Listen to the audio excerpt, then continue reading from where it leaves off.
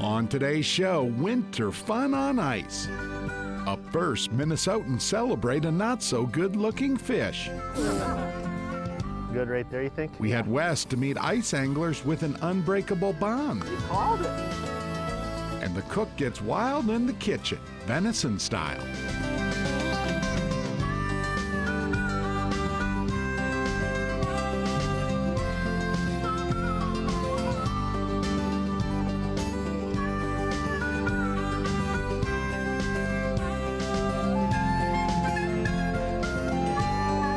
Minnesota Bound. Brought to you by Minnesota's select GMC dealers. Hi everybody, Bill and I welcome you to the show. You know, when winter temps drop, some of us make a point to get out in all of this very cold weather. One group does, same time, same place, every winter on Leech Lake. And as Ron Scherer reports, this on-ice party is all about a not-so-pretty fish. Walker, Minnesota on Leech Lake still claims to be a musky fishing capital. But wait, hold your bobbers. What's this? Welcome eel powders?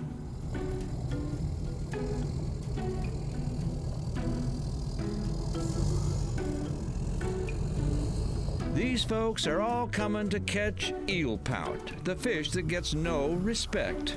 Must be some kind of joke. Nope. Happens every third weekend in February. So this is our 39th year for the Eel Pout Festival. A festival in the name of eel pout? Weird? Yeah, it's even listed as one of the weirdest festivals in America.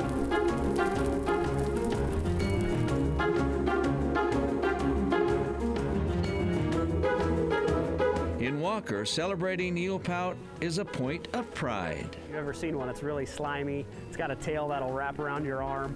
So that's what they decided to center it around. And they started with roasting a pig on the ice. And you know, a couple hundred people were here, and that's how they started. And now it's grown into more of a Mardi Gras on ice festival, but still centered around that fish.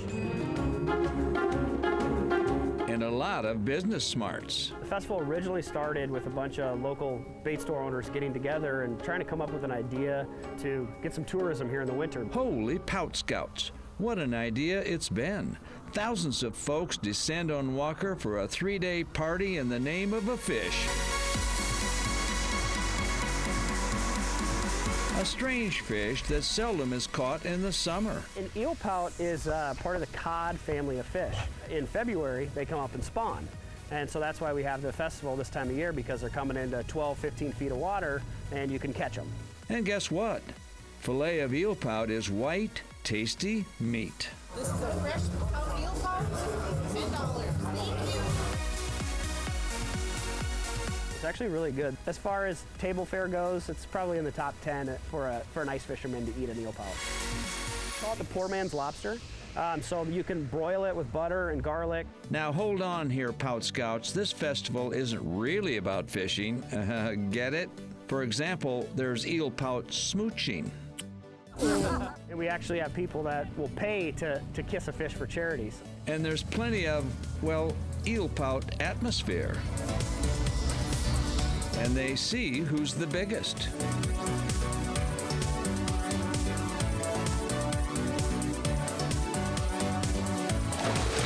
Okay, since when is it a sin to seriously try to catch an eel pout at an eel pout festival? This fella, Todd Felix, is pout serious. But as you can see, we're away from the crowd, kind of out here in the middle of nowhere. Nice and quiet. And the eel pout bite. This one we marked last night so we can remember whose it was, because it's a little bit bigger one. They've got no teeth, no fins that can stick you. They're absolutely harmless. And they've got such a pretty pattern to them. When you see them on the bottom, they blend in so good with the bottom. This one is about 7 pounds. It's a nice fish. It's really not one that's going to probably get you in the top 10.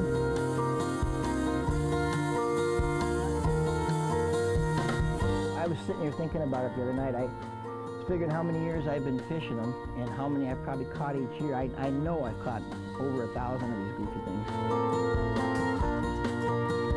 Indeed, the folks in Walker have turned winter blahs into a tourist-attracting wingding over a fish most folks find ugly. But if you don't want to tangle with an eel pout, no worries. There's always something to do when it's a fishy celebration.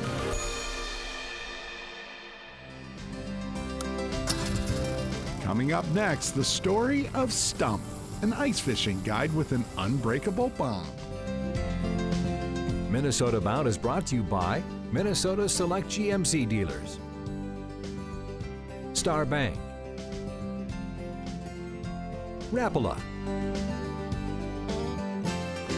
and by Factory Motor Parts.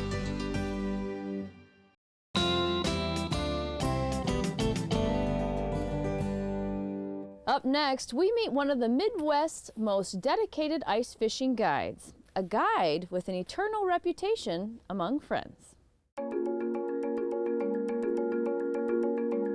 In Clark, South Dakota, jumbo perch create ice fishing legends. The town's largest stands a mere 4 feet 5 inches tall. Locals know Brian Wilkins by the fish he catches and his contagious character. You know, I tell everybody the same thing. He's the smallest guy you'll ever meet with the biggest heart. There we go. Ooh, there's more than one down there. He's the friendly ice fisherman with an unforgettable nickname. You want to use my fish for a picture too, Stump? I'll rip a 27 like I did that night on Indian. He goes by Stump. You know, a lot of guys are afraid to call him Stump, but that's what he likes and that's his name, and he's a good guy. You can't beat the guy. If somebody says Brian, a lot of the times I don't even pay attention. Stump is what I go by. It's all Stump. On the ice, he has yet another title, South Dakota Fish Finder. given to him by local fishing guide Ryan Souter, his best friend. Then we're off. You know, I got my transducer right here. I just pull up to a hole and I just drop it in, you know, and see what we got down there. Stump needs Ryan to drill his holes, so he found a way to give back. Once I find them, you know, I'll cough really loud. You never know. Sometimes you come out here and drill one hole and they're there.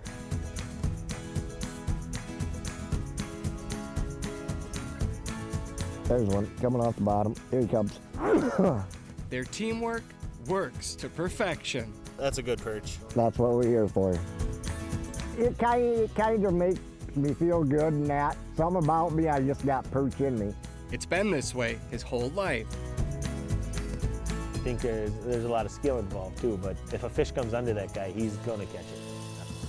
I think we're on the move again. South Dakota's fish finder never stops moving. That was until the day he couldn't move at all. On December 23, 2017, a disc in Brian's back ruptured, an effect caused from a degenerative condition he's battled his entire life. I'm not sure the medical term, but you know, a fragment of it hit his spinal cord, and then now he's paralyzed from the chest down. Brian spent that winter in a hospital rehab. It was tough seeing him going through that. And yet, he kept his smile. You know, we'd still carry on our normal conversations, just everyday stuff, fishing, you know, the weather, you know, try to keep his mind off of, you know, being in the hospital. It kind of makes you think like, well, you know, life's too short. Let's make the best of it when we got it. For these two friends, that means one thing. Good? Yep. You know, he can't walk, but he can still fish. Good right there, you think? Yeah.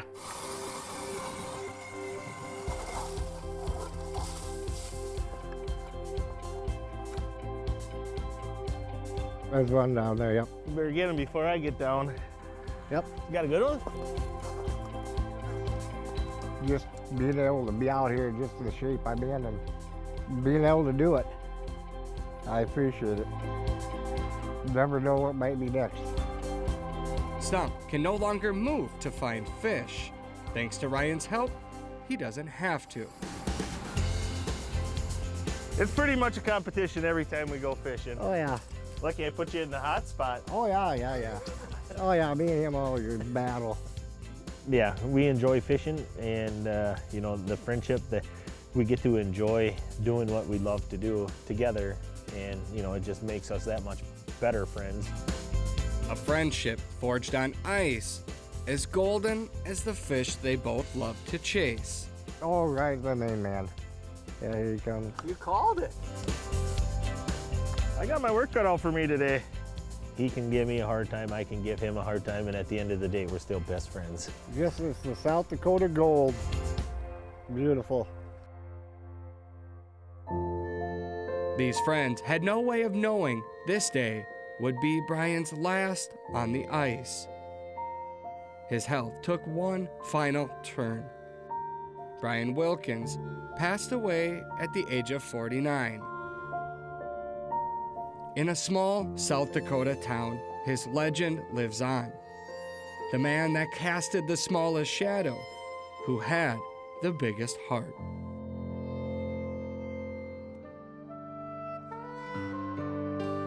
Closed captioning is brought to you by Maple Grove Lock and Safe, your premier Liberty safe dealer.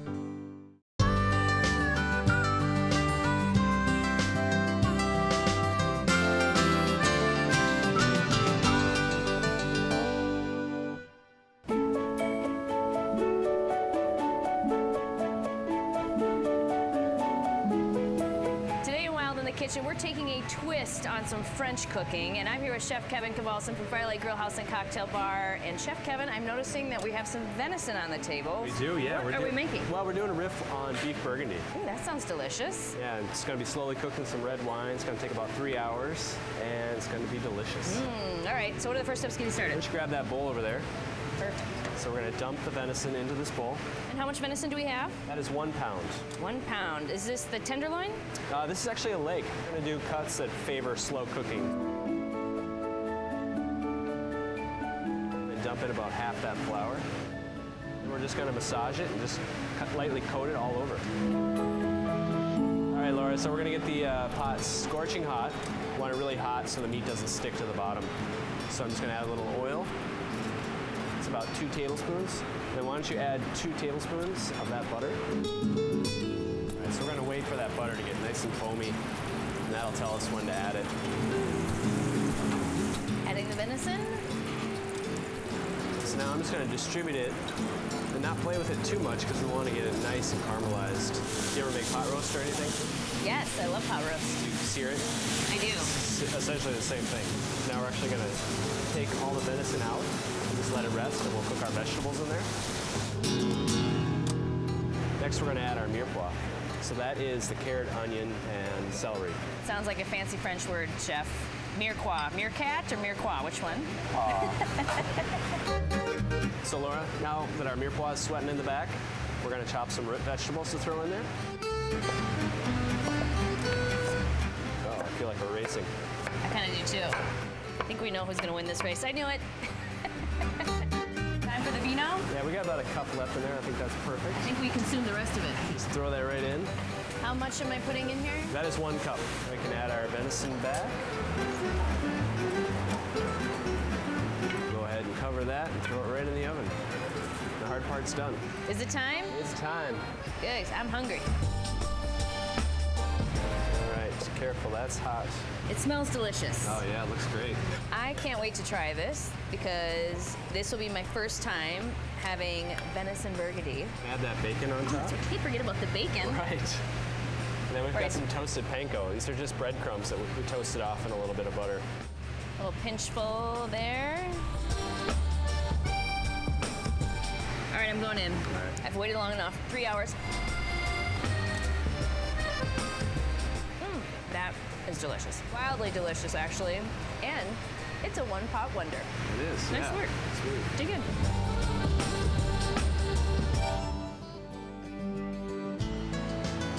Straight ahead, a Northwoods fishing guide dumps the snowmobiles to ride the train. Minnesota Bound is brought to you by Connecticut, Mountain Dew, Minnesota Rebath, And by Totem Resorts, the premier destination for world-class fishing.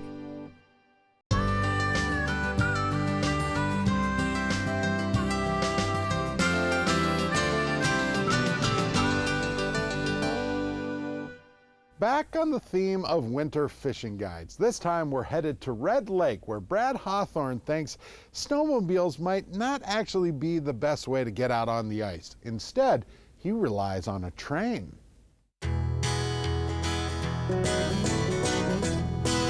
Winter days sure seem shorter. The crew at Rogers Resort knows better. We got this group here, this group of 6 fans. This guy's going into Mickey's house? Yeah, yep. Curtis Freudenberg gets cracking before first light. This morning we have a meeting every day before we go out. What guys are coming in, what guys are leaving. And specifically, who gets to hang with Brad. You got some rainbows in there? Oh yeah. Brad Hawthorne, Red Lake's big-time up-and-comer. Every morning I come in and I get a scoop of fatheads in my coffee can. She usually gives me a lucky minnow or two. All right, thanks, Mary. Now, to the Ranger. Ah yes, the Ranger. The real curiosity behind Brad's frosty tail. Just like morning coffee, a little bit of exhaust. See, Brad engineered a most unique idea. Red Lake's very first train. We have 6 otters in tow behind us.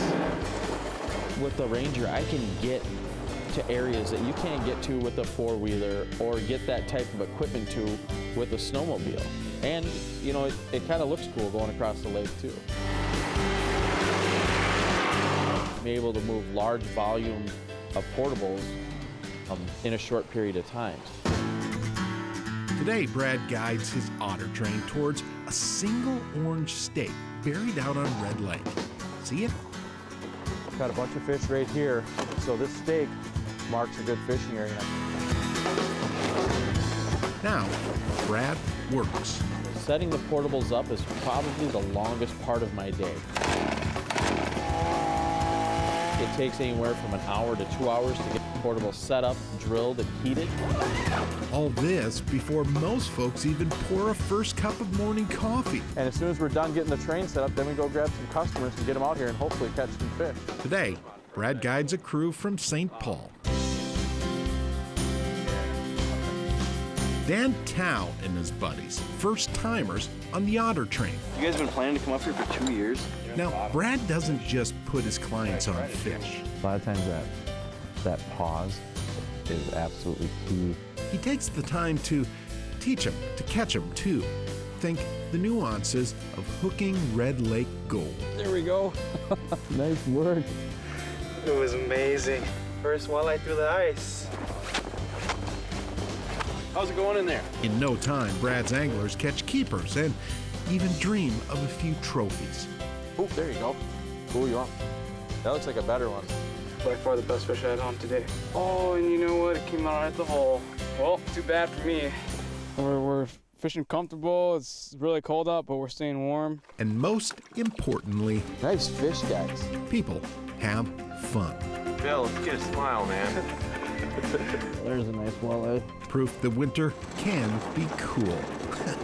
Get it? All right, thanks again, dude. No problem. Brad does a great job. An awesome job. Even when anglers call it a day, We are a little stuck. Brad still grinds. The life and times of a winter fishing guide.